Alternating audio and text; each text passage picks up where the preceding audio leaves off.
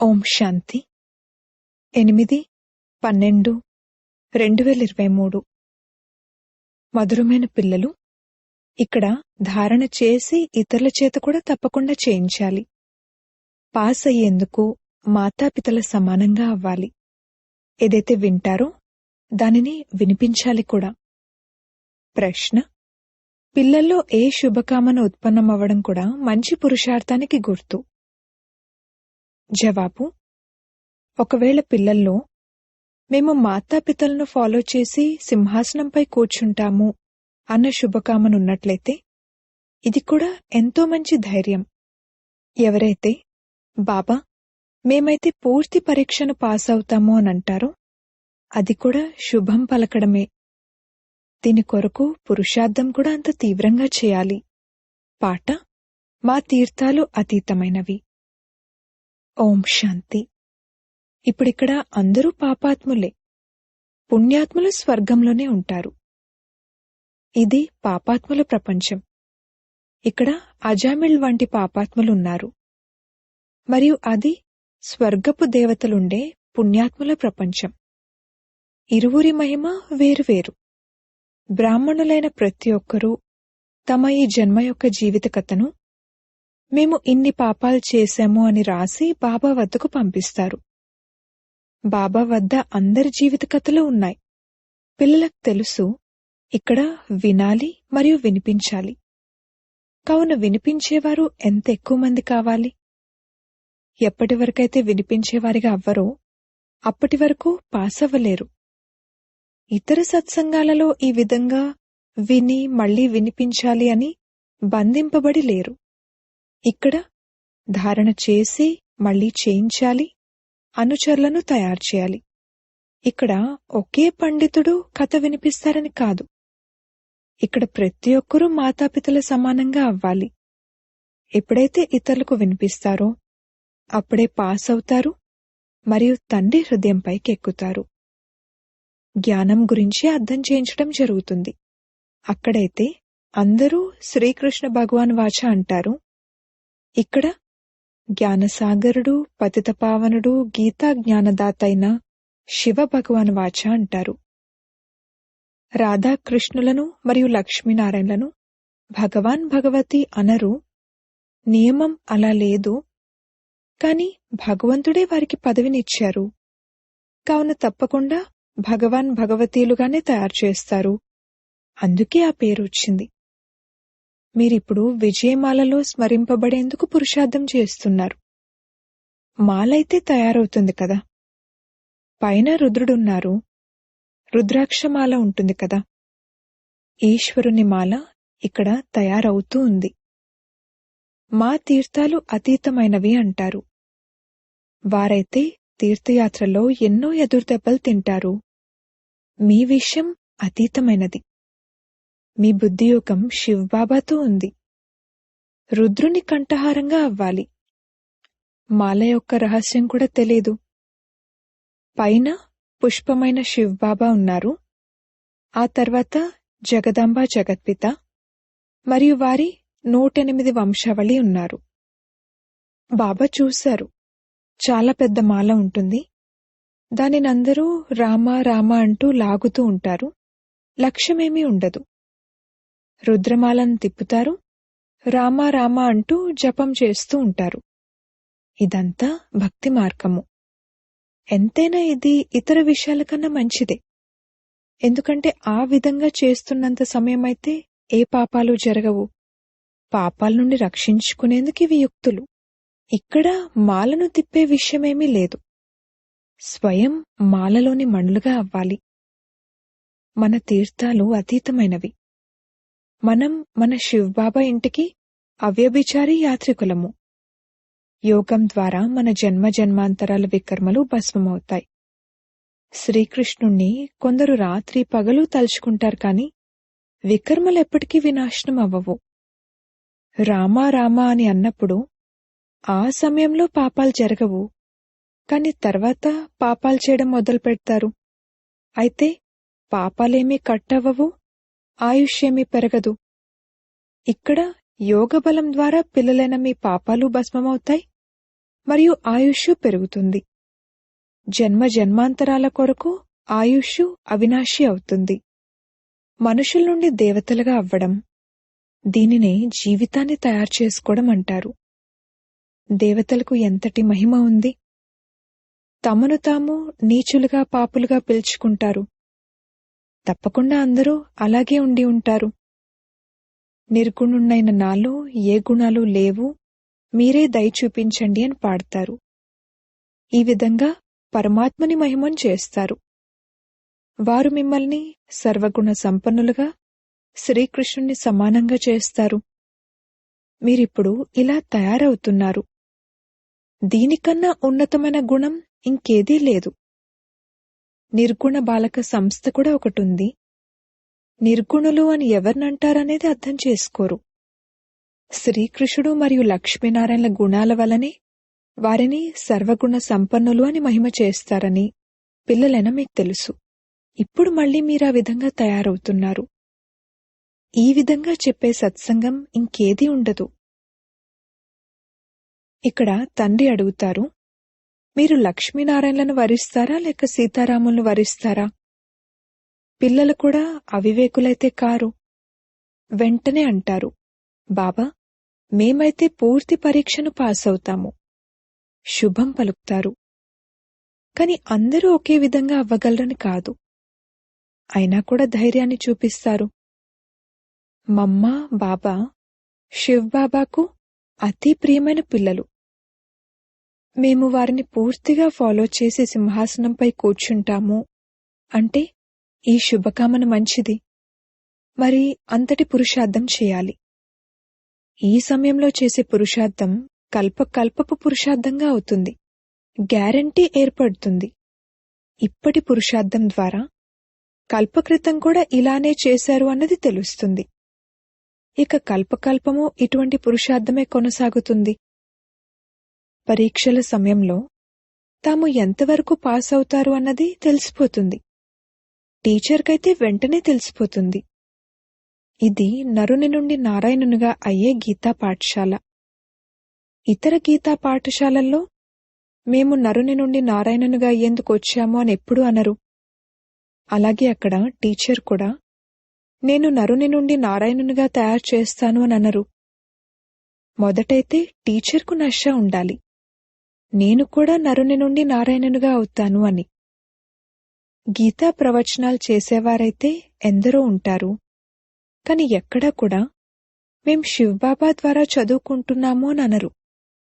వారు మనుషుల ద్వారా చదువుకుంటారు. ఉన్నతోన్నతమైన వారు పరంపిత శివ పరమాత్మ అని, వారే స్వర్గరచయిత నాలెడ్జ్ఫుల్ అని, వారే వచ్చి పద్ధతులను పావనంగా తయారు చేస్తారని మీకు తెలుసు. సాహెబ్ను జపించినట్లయితే సుఖం లభిస్తుంది అని గురునానక్ కూడా వారి మహిమనే గానం చేశారు. ఉన్నతోన్నతమైన సత్యమైన సాహెబ్ వారేనని ఇప్పుడు మీకు తెలుసు. వారు స్వయం అంటారు, తండ్రినైనా నన్ను స్మృతి చేయండి. నేను మీకు సత్యమైన అమర కథను, మూడవ నేత్రం యొక్క కథను వినిపిస్తాను. కావునిది మూడవ నేత్రం లభించే మరియు నరుని నుండి నారాయణునిగా తయారు చేసే జ్ఞానం. ఓ పార్వతులు, అమర్నాథుణ్ణైన నేను మీకు అమరకథను వినిపిస్తున్నాను. ఉన్నతోన్నతమైన వారు శివ్బాబా, ఆ తర్వాత బ్రహ్మ విష్ణు శంకరులు, ఆ తర్వాత స్వర్గంలోని లక్ష్మీనారాయణులు, ఆ తర్వాత చంద్రవంశీయులు. ఇలా నంబరువారుగా ఉన్నారు.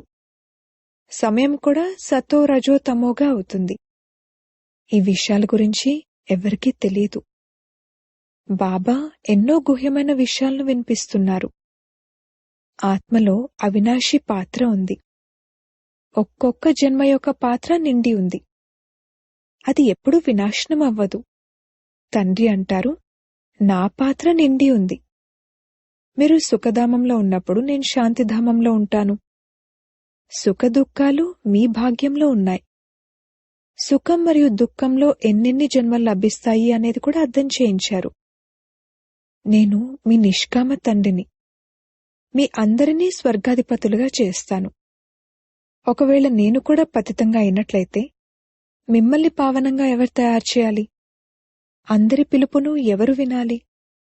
పతిత పావనుడు అని ఎవర్ననాలి? ఈ విషయాలను తండ్రి అర్థం చేయిస్తారు. గీతా పాఠకులెవరూ ఈ విధంగా అర్థం చేయించలేరు. వారు త్రిలోకాల అర్థాన్ని రకరకాలుగా వర్ణిస్తారు. వేదశాస్త్రాల ద్వారా భగవంతుణ్ణి కలుసుకునే మార్గం లభిస్తుందని మనుషులంటారు. తండ్రి అంటారు, ఈ శాస్త్రాలన్నీ భక్తి మార్గం కొరకున్నాయి. జ్ఞాన మార్గం వారి కొరకు శాస్త్రాలు లేవు. జ్ఞానాన్ని వినిపించే జ్ఞానసాగరుణ్ణి నేనే. మిగిలిందంతా భక్తి మార్గపు సామాగ్రి. నేనే వచ్చి ఈ జ్ఞానం ద్వారా సర్వులకు సద్గతినిస్తాను. వారు నీటి బుడగ నీటి నుండి వెలువడి మళ్లీ నీటిలో కలిసిపోతుందని భావిస్తారు. కాని ఆ విధంగా కలిసిపోవడం అనేది జరగదు. ఆత్మ అమరమైనది. అది ఎప్పుడూ కాలదు, ఖండించబడదు, తరగదు. తండ్రి ఈ విషయాలన్నింటి గురించి వివరణ ఇస్తారు. మేము యోగబలం ద్వారా విశ్వాధిపతులుగా అవుతున్నాము అని పిల్లలైన మీకు కాళ్ల నుండి పిలక వరకు సంతోషముండాలి. ఈ సంతోషం కూడా నంబర్వారుగా ఉంది, ఏకరసంగా ఉండదు. పరీక్ష ఒకటే అయినా కాని పాస్ అవ్వగలగాలి కదా. రాజధాని స్థాపన అవుతూ ఉంది. దాని ప్లాన్ను తెలియజేస్తారు. సూర్యవంశంలో ఇన్ని సింహాసనాలు, చంద్రవంశంలో ఇన్ని సింహాసనాలు ఉంటాయి. ఎవరైతే పాస్ అవ్వరో వారు దాసదాసీలుగా అవుతారు. దాసదాసీల నుండి మళ్లీ నంబర్వారుగా రాజారాణులుగా అవుతారు. చదువుకొని వారు అంతిమంలో పదవిని పొందుతారు. బాబా అయితే ఎంతగానో అర్థం చేయిస్తారు. ఒకవేళ ఏదైనా అర్థం కాకపోతే అడగచ్చు. వివేకం ఏం చెప్తుందంటే, వారెక్కడైతే జన్మ తీసుకుంటారో అక్కడ కూడా తక్కువ సుఖమేమీ ఉండదు. ఎంతో గౌరవం ఉంటుంది. పెద్ద మహళ్లలో ఉంటారు. పెద్ద పెద్ద తోటలుంటాయి. అక్కడ 2-3 అంతస్తులు నిర్మించాల్సిన అవసరం ఉండదు. ఎంతో భూమి ఉంటుంది. ధనానికి లోటుండదు. అక్కడ నిర్మాణం చేయాలనే అభిరుచి ఎంతగానో ఉంటుంది. ఏ విధంగానైతే ఇక్కడ కూడా మనుషులకు అభిరుచి ఉంటుంది కదా. న్యూఢిల్లీని నిర్మించినప్పుడు ఇది కొత్త భారత్ అని భావిస్తారు. వాస్తవానికి కొత్త భారత్ అని స్వర్గాన్ని, పాత భారత్ అని నరకాన్ని అంటారు. అక్కడ ఎవరికి ఎంత కావాలంటే అంత లభిస్తుంది. అంతా డ్రామానుసారంగా జరుగుతుంది. మహళ్ళు మొదలైనవేవైతే కల్పపూర్వం నిర్మించి ఉంటారో అవే నిర్మించబడతాయి. ఈ జ్ఞానాన్ని ఇతరులెవ్వరూ అర్థం చేసుకోలేరు. ఎవరి భాగ్యంలోనైతే ఉంటుందో వారి బుద్ధిలోనే కూర్చుంటుంది. పిల్లలు పురుషార్థం చేయాలి, పూర్తిగా యోగంలో ఉండాలి. భక్తి మార్గంలో శ్రీకృష్ణుని యోగంలో ఉంటూ వచ్చారు కాని స్వర్గాధిపతులుగా అయితే అవ్వలేదు. ఇప్పుడైతే స్వర్గం మీ ఎదురుగా ఉంది. మీకు పరంపిత పరమాత్ముని చరిత్ర, బ్రహ్మ విష్ణు శంకర్ల చరిత్రను గురించి కూడా తెలుసు. బ్రహ్మ ఎన్ని జన్మలు తీసుకుంటారనేది మీకు తెలుసు. తండ్రి అంటారు, ఈ మాతలు స్వర్గద్వారాలను తెరిచేవారు. మిగిలిన వారంతా నరకంలో పడి ఉన్నారు. మాతలే అందరినీ ఉద్ధరిస్తారు. మనం పరమాత్మని మహిమను చేస్తాము. మీరు అర్థం చేసుకుని చెప్తారు, శివ్ బాబా మీకు నమస్తే. మీరొచ్చి మమ్మల్ని వారసులుగా తయారు చేస్తారు, స్వర్గాధిపతులుగా చేస్తారు. ఇటువంటి శివ్ బాబా మీకు నమస్తే. తండ్రికి పిల్లలెలాగా నమస్కరిస్తారు, మళ్ళీ తండ్రి కూడా పిల్లలు నమస్తే అంటారు. మీరు నన్ను పైసకు విలువ చేయని వాటికి వారసునిగా చేస్తారు, గవ్వలకు వారసునిగా చేస్తారు.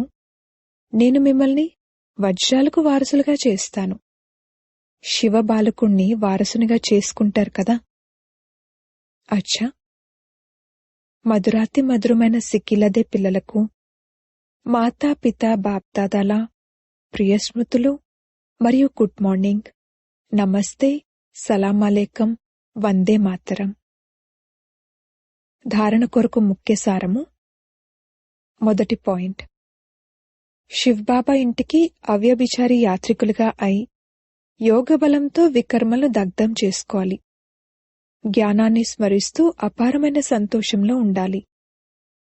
రెండవ పాయింట్, తండ్రి సమానంగా సింహాసనాధికారులుగా అవ్వాలి అనే శుభకామన ఉంచుతూ తండ్రిని పూర్తిగా ఫాలో చేయాలి.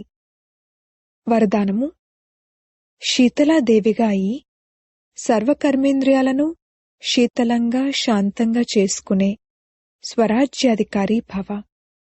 స్వరాజ్యాధికారి పిల్లలెవరైతే ఉన్నారో వారిని ఏ కర్మేంద్రియమూ మోసగించలేదు. ఎప్పుడైతే మోసగించే చంచలత సమాప్తమైపోతుందో అప్పుడు స్వయం శీతలాదేవిగా అవుతారు మరియు అన్ని కర్మేంద్రియాలు కూడా శీతలమవుతాయి. శీతలాదేవికి ఎప్పుడూ క్రోధం రాదు. క్రోధం లేదు కాని కొంచెం అధికార దర్పమైతే ఉంచాల్సి వస్తుంది అని చాలామంది అంటారు. కాని అధికార దర్పం కూడా క్రోధం యొక్క అంశమే. మరి ఎక్కడైతే అంశం ఉంటుందో అక్కడ వంశం ఉత్పన్నమైపోతుంది. మీరు శీతలాదేవీలు మరియు శీతలాదేవులు. అందుకే స్వప్నంలో కూడా క్రోధం మరియు అధికార దర్పం యొక్క సంస్కారాలు ఇమర్చవ్వకూడదు. స్లోగన్: ఆజ్ఞాకారి పిల్లలు స్వతహాగానే ఆశీర్వాదాలకు పాత్రులుగా అవుతారు.